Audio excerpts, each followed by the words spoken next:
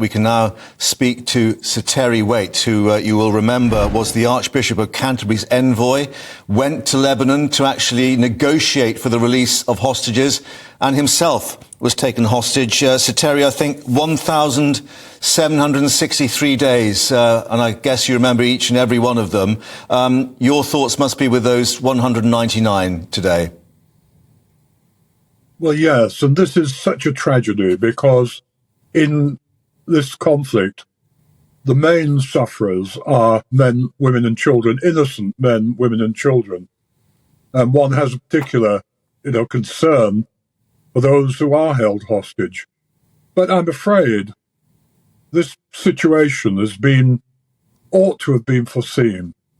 I think there's been a lamentable failure by the international community to be impartial in this matter in the past, and to really seek a resolution to this problem. It's extraordinarily difficult. I mean, I've been involved in the Middle East, in that situation for many years. I've sat down with the families in Israel of those who've been brutally killed. And I've also been in the Palestinian territory and have seen people in their own villages, their little villages, which are next to a huge settlement, an illegal settlement. The settlement takes the water. The people in the village have nothing. And who has stood shoulder to shoulder with them? I'm not putting blame on people here. What I'm saying is there's been a failure by the international community to really take hold of this situation, to be impartial, because they've played into the hands of Hamas. They've played into their hands. And the Palestinians have backed Hamas out of sheer desperation that nothing is being resolved for them. And constantly they see their territory taken away. So it's not surprising, but it's lamentable. And now you get to the situation where the innocent on both sides, and I stress both sides, are suffering abysmally. It makes me very angry, and it makes me very upset. So, Terry, one thing about this situation appears to be the sheer number of hostages that have been taken here.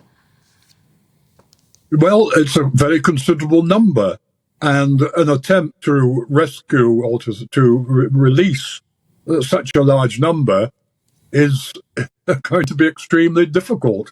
I remember the last time that was successful, to my mind, was way back in Entebbe in Uganda, when there was a large number of hostages taken, Israeli hostages. They were released. But this is a very, very different situation. Yeah. As has already been said, there are tunnels, there are places of hiding, they'll be dispersed, they won't be all together.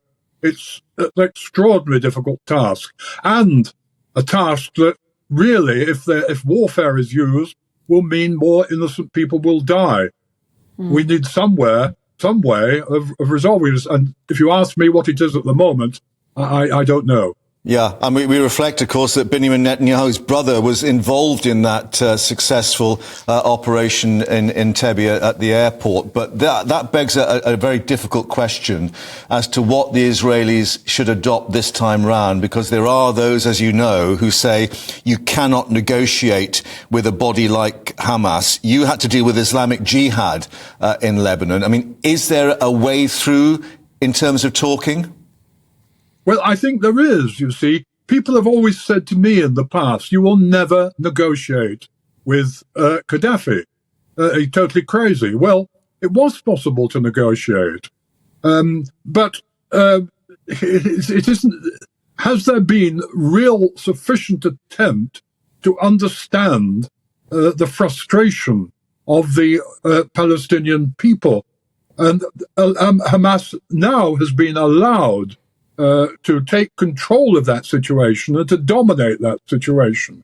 The vast majority of Palestinians, as I know them, do not want warfare. They want to live in peace. But they've put Hamas into power out of sheer desperation, sheer frustration. And that frustration should have been met years ago. We should have been recognized by the international community that this is building up, a powder keg is building up, which one day will explode, and now it has exploded. Can I ask you your thoughts about the hostages themselves? As I said, you spent 1,763 days alongside John McCarthy, Brian Keenan as well.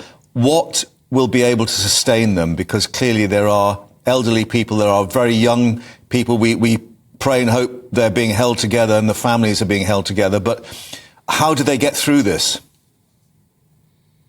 Well, the answer is with difficulty. You have to be able somehow to maintain hope, keep hope alive in yourself. That is all you can do. You've no idea. I mean, I had no idea at all what, if anything, was happening in the outside world. Yeah. And every time someone came into my cell, you know, they could have been coming in to kill me. You just have to somehow find within yourself the resources to maintain hope and say, I'm still alive today and I live for today. That's all you can do. A little earlier, Sir Terry, we spoke to Shaked Haran, who is one of the many families going through this terrible ordeal. 10 members of her family have been kidnapped. Is there any words of comfort you can give today to these families?